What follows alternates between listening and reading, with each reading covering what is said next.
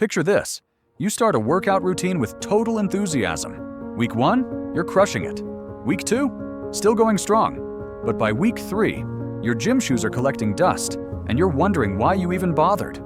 Sound familiar? Today, we're diving into the 7 psychological reasons why our brains sabotage us right in the middle of doing something, and more importantly, how to beat them at their own game. Stick around, because number 5 will blow your mind. Hey everyone, welcome back to the channel. Before we jump in, here's what we'll cover today.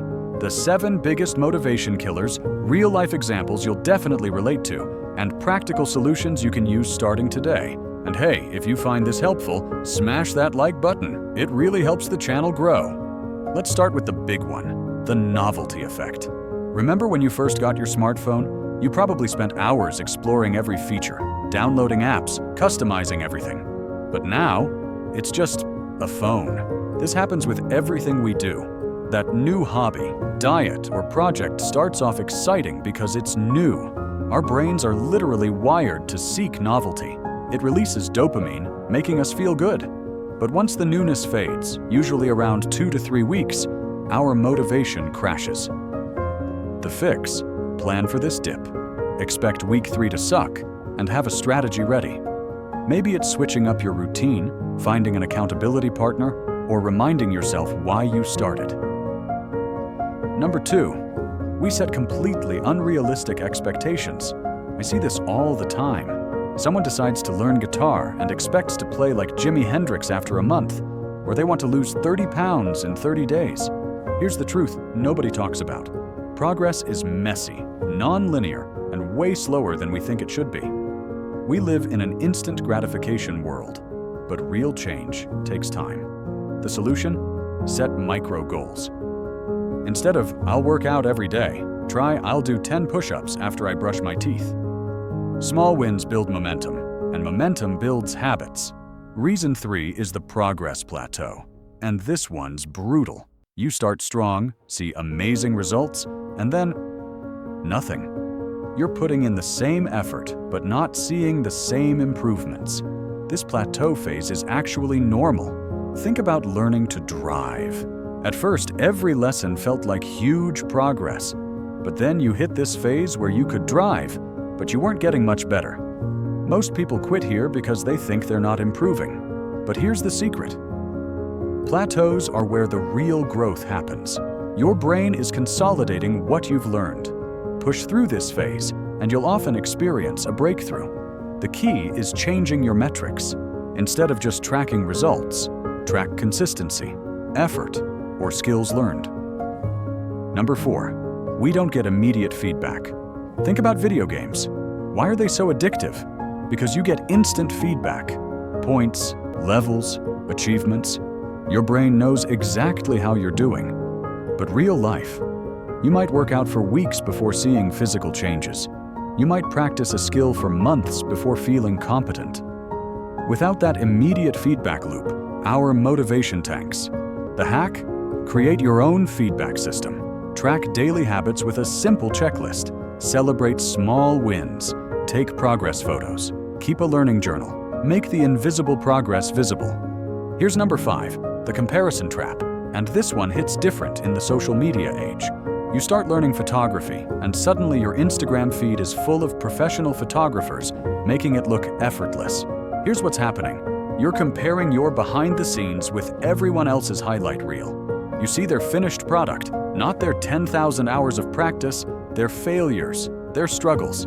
Theodore Roosevelt said it best, "Comparison is the thief of joy." Focus on your own journey. Compare yourself to who you were yesterday, not to someone else today. And maybe, just maybe, limit your social media when you're trying to build something new. Reason 6, we simply run out of energy. And I'm not just talking about physical energy. Mental and emotional energy count too. Starting something new requires a ton of cognitive resources. You're learning, making decisions, forming new habits. It's exhausting. After a few weeks, your brain is basically saying, "Nope, this is too much work." The solution is energy management, not just time management. Schedule your most important tasks when your energy is highest. For most people, that's the morning. Also, make the new behavior as easy as possible. Remove friction, prepare in advance, and don't try to change everything at once. And finally, reason 7. We don't have a clear why. We start things because they seem like good ideas, or because someone else is doing them, but we never really connect with our deeper motivation. When things get tough, and they will, a surface-level reason won't sustain you. I want to get fit isn't strong enough, but I want to be healthy so I can play with my grandkids, or I want to feel confident in my own skin. That's powerful. Take time to really dig into your why. Write it down. Put it somewhere you'll see it daily. Because when motivation fades, and it will, your why becomes your anchor. All right, let's recap with some actionable steps you can take right now. First, expect the novelty to wear off around week 3 and have a plan for when it does. Second, set micro goals instead of massive expectations. Third, push through the plateau phase. That's where the magic happens. Fourth, create your own feedback systems to track progress. Fifth, stop comparing your beginning to someone else's middle. Sixth, manage your energy, not just your time. And seventh, get crystal clear on your why. But here's the most important part. Don't try to implement all of these at once. Pick 1 or 2 that resonate most with you. Remember, sustainable change happens gradually, not overnight. Now I want to hear from you. Which of these 7 reasons hits closest to home? Drop a comment below and let me know which one you struggle with most. And if you have your own strategies for pushing through the middle phase, share those too. Your comment might help someone else who's struggling. If this video helped you understand why you lose steam halfway through things, hit that like button. It tells YouTube to show this to more people who might need it. And if you want more videos about productivity, psychology, and getting things done, subscribe and ring that notification bell. Before you go, I'm curious.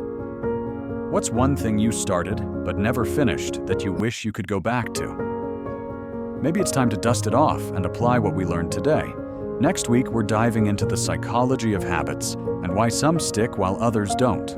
It's going to be a game changer, so make sure you're subscribed so you don't miss it. Thanks for watching, and remember, the middle is where most people quit, but it's also where champions are made. I'll see you in the next video.